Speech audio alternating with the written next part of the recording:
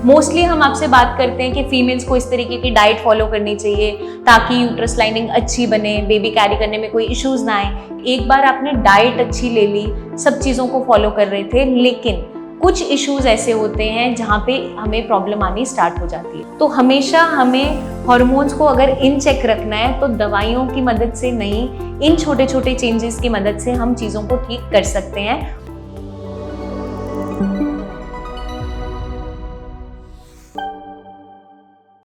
Hello everyone, मैं doctor प्रगति गुप्ता और आज इस वीडियो में हम बात करने वाले हैं एक ऐसे लाइफस्टाइल चेंजेस के बारे में जो हर एक कपल को करने चाहिए अगर वो बेबी प्लान कर रहे हैं या फिर जो कंसीव करने का ट्राई कर रहे हैं काफ़ी लंबे समय से और वो इश्यूज फेस कर रहे हैं। तो हमें जानना समझना ज़रूरी है कि दोनों के लिए ही चेंजेस लेकर आना, लाइफस्टाइल चेंजेस करना बहुत इंपॉर्टेंट है। As a male partner, female partner, दोनों के लिए ज़रूरी है क्योंकि पेरेंटहुड की जो जर्नी है वो दोनों को साथ में एम्ब्रेस करनी है, सिर्फ एक की रिस्पॉन्सिबिलिटी नहीं है। मोस्टली हम आपसे बात करते हैं कि फीमेल्स को इस तरीके की डाइट फॉलो करनी चाहिए ताकि यूट्रस लाइनिंग अच्छी बने, बेबी कैरी करने में कोई इश्यूज ना आए। लेकिन वहीं अगर हम मेल पार्टनर की बात करें तो स्पर्म क्वालिटी को अच्छा रखने के लिए, मोटिलिटी को अच्छा रखने के लिए, ताकि कंसेप्शन हो पाए, इसलिए उन्हें भी इस तरीके का लाइफस्टाइल को फॉलो करना है और दोनों को मिलकर इस जर्नी को एम्ब्रेस करना है। इसलिए जो हमें चेंजेस लेकर आने हैं लाइफस्टाइल में वो दोनों को साथ में मिलकर लेकर आने हैं। तो सबसे पहले हम बात करेंगे डाइट और न्यूट्रिशन की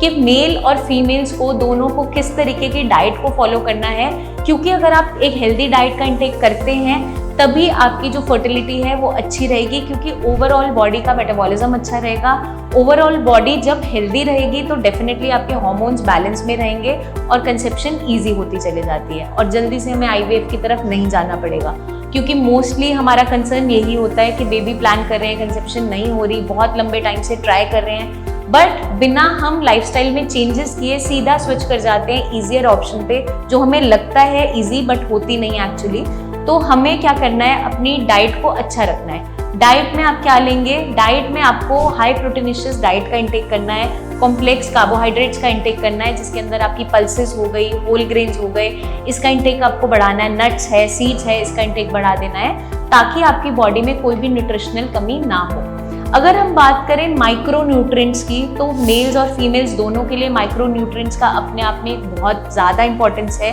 क्योंकि अगर हम एग की क्वालिटी की बात करें या ओवुलेशन की बात करें या हार्मोन्स बैलेंस करने की बात करें तो फीमेल्स में आपका आयरन है, फोलेट है, विटामिन डी है, ओमेगा 3 फैटी एसिड्स हैं, इनकी इंपॉर्टेंस बहुत ज़्यादा है क्योंकि ये आपकी बॉडी को नरिशमेंट देते हैं, साथ के साथ यूट्रस को रेडी करते हैं कंसेप्शन करने के लिए और बेबी को कैरी करने के लिए। आपकी ओवुलेशन जब सही तरीके से चलती है तभी इजीली कंसीव हो पाता है, तो ये बहुत इंपॉर्टेंट हो जाता है। वहीं अगर हम मेल्स की बात करें तो मेल्स में आपके जो माइक्रो न्यूट्रिएंट्स हैं जैसे जिंक है, सेलेनियम है, कोएंजाइम Q10 है, विटामिन सी है, इनका रोल बहुत इंपॉर्टेंट है। क्यों इंपॉर्टेंट है, क्योंकि स्पर्म की जो क्वालिटी है, उसका काउंट है, उसकी मोटिलिटी है, उसको ये मेंटेन करते हैं, तो ओवरऑल ये स्पर्म हेल्थ को अच्छा रखते हैं। तो अगर हम चाहते हैं नेचुरली कंसीव करना तो हमें इस तरीके की डाइट अपनी ऐड ऑन करनी है, और अगर ये डाइट से पूरा नहीं हो पा रहा है तो फिर हमें सप्लीमेंटेशन करना पड़ता है। तो कोशिश हम करेंगे कि डाइट से हम उसे पूरा करें, बट अगर कोई न्यूट्रिशनल कमी रह जाती है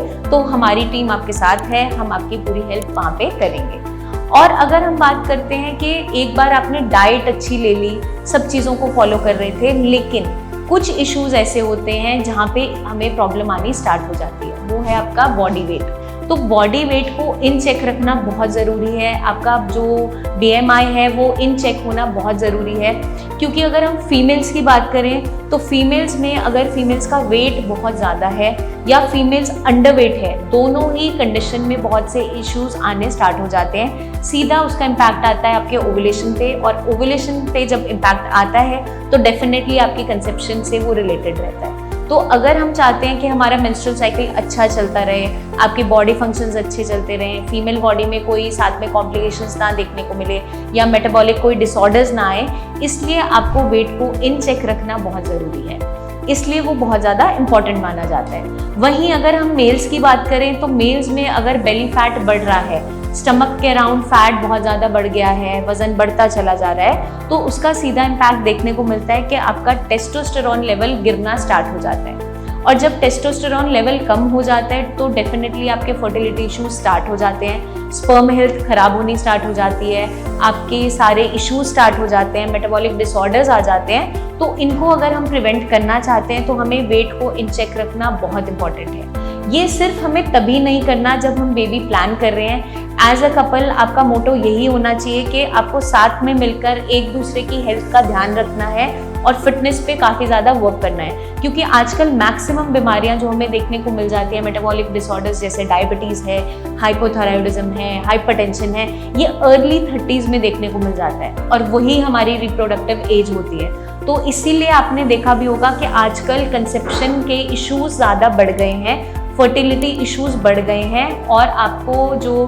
नेचुरल तरीके से कंसीव करना मुश्किल होता चला जाता है, वरना ऐसा प्रीवियसली नहीं देखने को मिलता था। नेक्स्ट हमें ध्यान रखना है कि डेली रूटीन में एक्सरसाइज ज़रूर ऐड ऑन करनी है, क्योंकि मोबिलिटी बहुत इंपॉर्टेंट है, चाहे हम मेल्स की बात करें चाहे फीमेल्स की बात करें, क्योंकि अगर आपकी खुद की बॉडी फिट रहेगी तभी आपके जो फर्टिलिटी इश्यूज हैं वो नहीं होंगे। डेफिनेटली जो हमारी स्पर्म हेल्थ है वो भी अच्छी रहेगी और एग की क्वालिटी भी बेटर रहेगी। तो दोनों एंड पे हमें इस चीज़ का ध्यान रखना है। हम किस तरीके से इसे कर सकते हैं, आप या तो कपल योगा क्लासेस भी ज्वाइन कर सकते हो, साथ में आप एक्सरसाइज कर सकते हो, वो आपकी ओवरऑल इमोशनल बॉन्डिंग को भी बेटर करता है और साथ के साथ आपकी फिटनेस भी अच्छी रहती है। तो दोनों चीज़ें हम कर सकते हैं। फीमेल्स में अगर आप जितनी भी योगासन्स हैं इनको ऐड ऑन कर सकते हो अपनी डेली रूटीन के अंदर, और मेल्स के लिए हम जितनी भी स्ट्रेंथ ट्रेनिंग है, कार्डियो है, ये ऐड ऑन कर सकते हैं ताकि आपका मेटाबॉलिज्म अच्छा रहे और फर्टिलिटी इश्यूज ना हो, क्योंकि फिटनेस सबसे ज़्यादा इंपॉर्टेंट है। अगर आपकी खुद की हेल्थ अच्छी होगी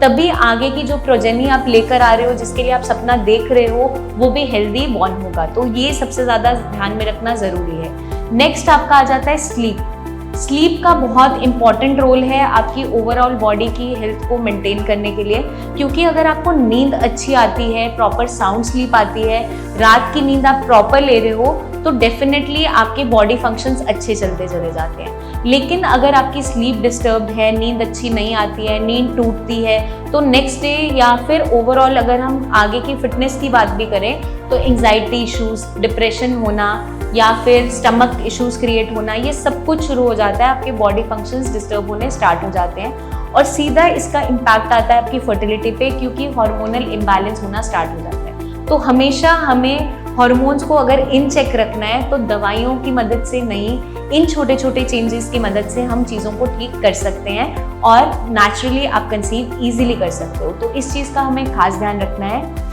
नेक्स्ट हमारा आ जाता है स्ट्रेस को मैनेज करना बहुत इंपॉर्टेंट है, क्योंकि स्ट्रेस एक ऐसा फैक्टर है जो रिस्पॉन्सिबल रहता है आपको नेचुरली कंसीव नहीं करने देने में। क्योंकि अगर आपके सारे रिपोर्ट्स भी नॉर्मल हैं, मैंने ऐसे कपल्स भी देखे हैं जिनकी सारी रिपोर्ट्स कंप्लीटली नॉर्मल थी, सारे जितने भी टेस्ट करवाए थे बिल्कुल ठीक थे, लेकिन फिर भी कंसीव नहीं हो पा रहा था, क्योंकि उनका जो लाइफस्टाइल था वो बहुत ज़्यादा स्ट्रेसफुल था। स्ट्रेस क्योंकि हर किसी की लाइफ में रहता ही है, मैं आपको हमेशा यही कहती हूँ कि उसको हम मैनेज किस तरीके से करते हैं वो इम्पॉर्टेंट है। तो उसे हम किस तरीके से मैनेज कर सकते हैं, डेली रूटीन में थोड़ा थोड़ा समय अपने लिए निकालना ज़रूरी है। कोई भी हॉबीज़ आपको पसंद है, एज अ कपल आप वहाँ पे ज्वाइन करो या चले जाइए, या कोई ना कोई आप एक्सरसाइज कर रहे हो साथ में कर लीजिए, वॉक पे जा रहे हो साथ में जाइए। तो इससे इमोशनल बॉन्डिंग भी अच्छी होती चली जाती है, प्लस आपका जो मेंटल वेलबींग है वो भी रहता है, इमोशनली आप स्ट्रांग होने स्टार्ट हो जाते हो। क्योंकि जब आपको प्रेशर होता है कि बेबी प्लान करना है,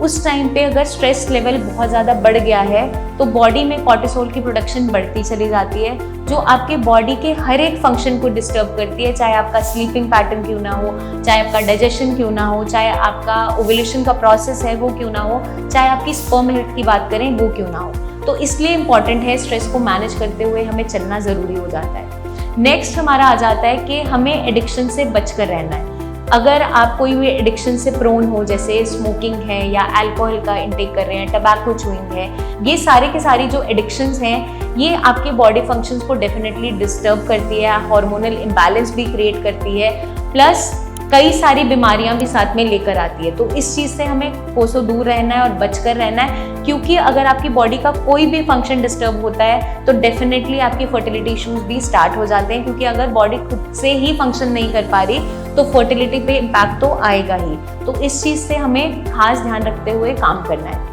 नेक्स्ट हमारा आ जाता है कि हमें अपनी ओव्यूलेशन को अच्छे से ट्रैक करते रहना है। ओव्यूलेशन को अगर आप ट्रैक कर रहे हो तो वो क्यों इम्पॉर्टेंट हो जाता है? वो इम्पॉर्टेंट हो जाता है ये प्लान करने के लिए कि इंटरकोर्स कितनी बार करना है, क्योंकि जब आपकी फर्टाइल विंडो है जो हम 10th से 14th डे के बीच में मानते हैं, अगर पीरियड्स रेगुलर चल रहे हैं एक फीमेल के, तो उस दौरान अगर हम हफ्ते में 2 से 3 बार इंटरकोर्स कर रहे हैं तो कंसेप्शन के चांसेस बढ़ते चले जाते हैं, क्योंकि वहाँ पे आपका प्रोबेबिलिटी बढ़ जाती है। तो उस चीज़ को भी आपको अच्छे से ट्रैक करना है, दोनों को आपस में डिस्कस करना है, स्ट्रेस नहीं लेना है, क्योंकि जहाँ पे आप स्ट्रेस लोगे कि मुझे बेबी प्लान करना है तो वहाँ पे आपके डेफिनेटली हार्मोनल इश्यूज भी स्टार्ट हो जाएंगे, आपकी आपस में लड़ाई भी स्टार्ट हो जाएगी। क्योंकि मैंने बहुत से पेशेंट्स ऐसे कपल्स देखे हैं जिनको इस चीज़ से रिलेटेड बहुत सा स्ट्रेस था और एक दूसरे पे फ्रस्ट्रेशन निकल रही होती है। इसलिए मेंटली बहुत स्ट्रांग रहना है, इमोशनली बॉन्ड करना है, क्योंकि वो सबसे पहले इम्पॉर्टेंट है, तभी जाके नेचुरली कंसीव हो पाता है। क्योंकि अंडर प्रेशर बहुत सी चीज़ें देखने को मिलती है, आपकी दोनों की बॉडी सफ़र करती है,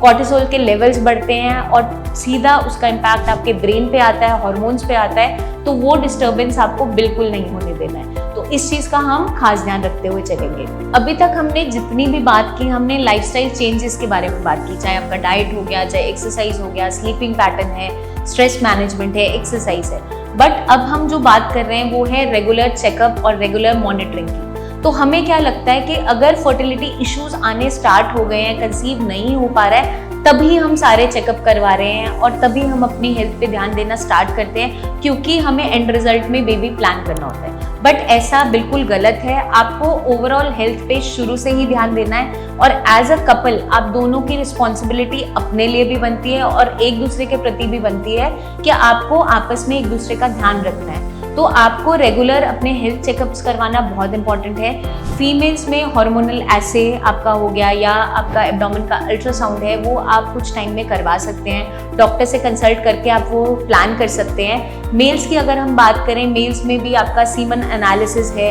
या फिर होल एब्डोमेन का अल्ट्रासाउंड है या स्क्रॉटल अल्ट्रासाउंड है, क्योंकि कई बार कोई इश्यूज ऐसे बन रहे होते हैं मेल्स में जहाँ वेरिकोसील है,